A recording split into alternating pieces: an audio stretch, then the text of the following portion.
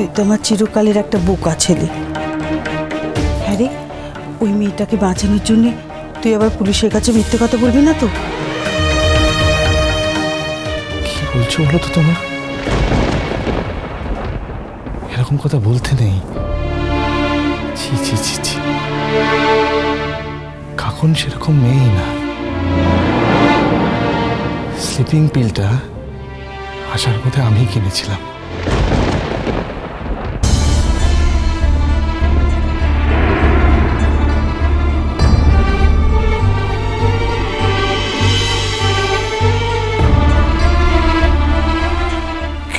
বলছিস কি তুই? কারণ বাড়ি আসার পথে আমি সিদ্ধান্ত নিয়েছিলাম যে এই জীবনের ইতি টেনে দেব।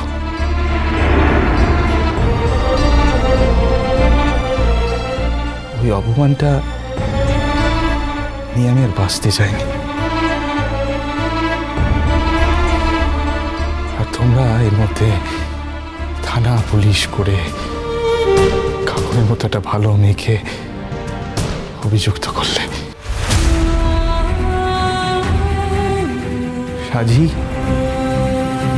সাজি আমাকে বিয়ে করতে চায়নি, ইচ্ছে করেনি।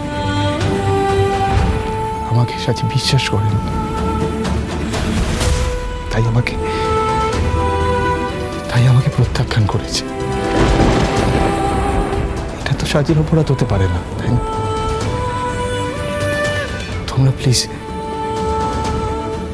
প্লিজ ওর সাথে খারাপ ব্যবহারটা করো না।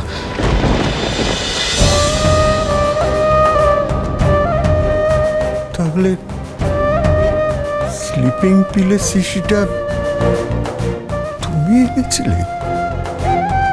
তুই কাউকে আড়াল করার জন্য বলছিস না তুই এই কথাটা? তোমরা কি কাকনকে চেনো না তো? ওর সাথে তোমাদের আলাপ নেই? ও খুবই ভালো মেয়ে। যদি ওকে তোমরা জানতে চিনতে, তাহলে ওর সম্পর্কে এরকম ভাবতে পারতে না। কারণ যে কাকনকে চেনে, সেই কাকনের সম্পর্কে স্বপ্নেও এরকম ভাবতে পারবে না। তুমি এর মধ্যেই পাগলামো করে এতগুলো কাণ্ড ঘটিয়ে ফেলেছো।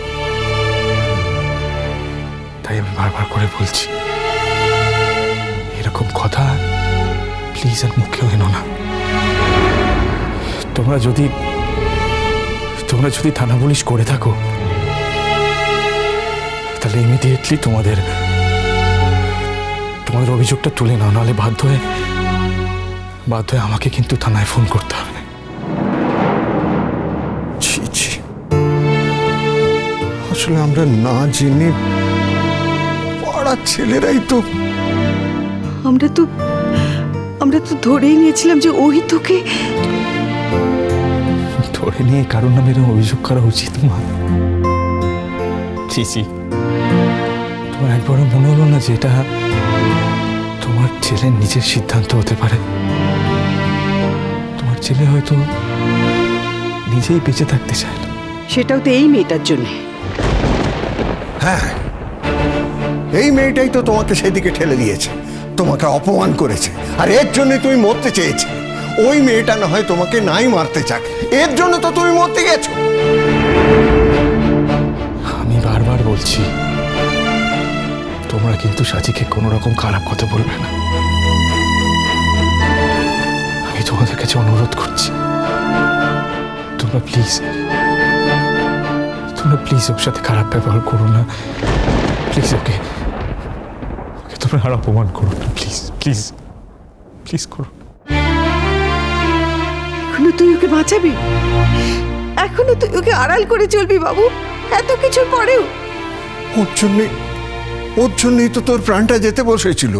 চলে তো যায়নি শেষ পর্যন্ত, বেঁচে তো উঠলাম। বেঁচে থাকার গ্লানি আমাকে ছাড়লো না বাবা। আপনারা আর কথা বলবেন না, এতে ওনার উত্তেজনা বাড়ছে। যান বাড়ি যান বলছি। আর আপনাদের কি বলেছিলাম, আপনারা একটু সময়ের জন্য ওনার সাথে দেখা করতে পারেন। আপনাদের তো ওনাকে এত কথা বলাবার কথা ছিল না। যান বাড়ি যান বলছি। ঠিক আছে। আমরা আসছি বাবা, বাইরেই অপেক্ষা করছি। তুই ভালো না হলে কিন্তু আর এখান থেকে যাব না। বাড়ি ফিরে আয় বাবু, তুই বাড়ি ফিরে আয়। এই মেয়েটার এত কিসের ক্ষমতা যে তোকে শেষ করে দেবে? আমরা আমরা তোর মা বাবা কত কষ্ট করে তোকে বড় করেছি বল। হ্যাঁ রে, আমাদের কি কোনো দাম নেই রে? তুই বাড়ি চলে আয়, আমরা আমরা তোর যোগ্য মেয়ে দেখে বিয়ে দিয়ে দেব। এই মেয়েটা কোনোদিনই তোর যোগ্য ছিল না রে, তুই ওকে মাথায় চড়িয়েছিলিস। বড্ড ভুল করেছিলিস বাবা, বড্ড ভুল করেছিলিস।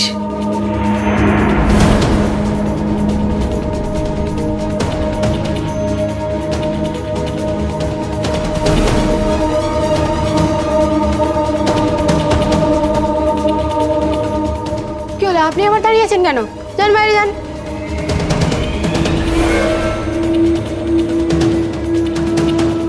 সাজি,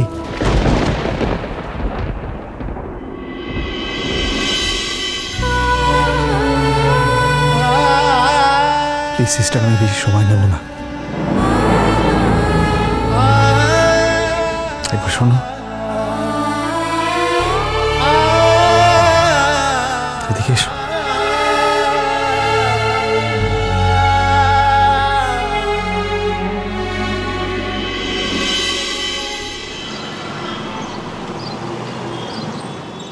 অফিসার, আমি তো আমার পরিচয় আপনাকে দিলাম। হ্যাঁ, আর আমি সব শুনে তো আশ্চর্য হয়ে যাচ্ছি। এরকম একটা মেয়েকে আপনার হাজবেন্ড হিসেবে সমর্থন করছেন কেন? স্যার, ওদের চোখে ঠুলি পড়ানো আছে স্যার। আপনি ভাবতেও পারবেন না মেয়েটা কি সাংঘাতিক। ও দিনকে রাত, রাতকে দিন করতে পারে। আপনি ভাবতে পারবেন না মেয়েটা কি করতে পারে।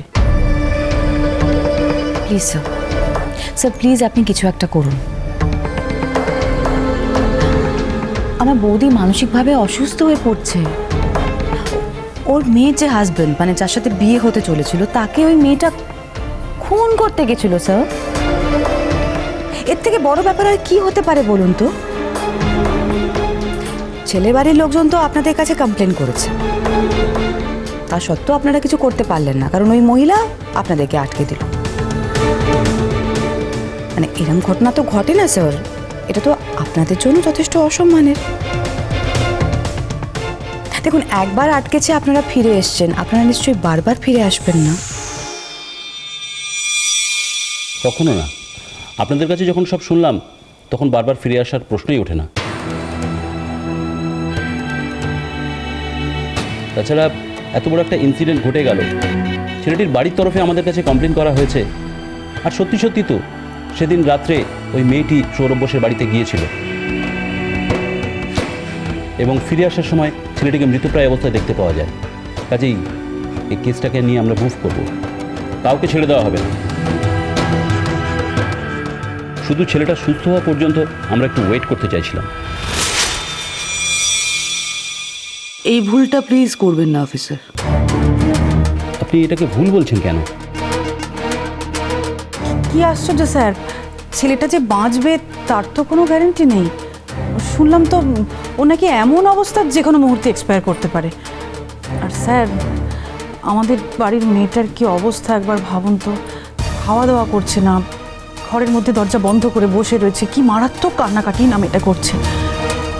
স্যার, আপনিও তো একজন সংসারী মানুষ, আপনারও হয়তো মেয়ে সন্তান রয়েছে। আপনি একবার ভাবুন তো স্যার, আপনার মেয়ের জীবনে যদি এরকম একটা ঘটনা ঘটতো তাহলে। আমি তো ভাবতেই পারছি না, কিন্তু ওর স্বার্থ কি ছেলেটিকে খুন করা?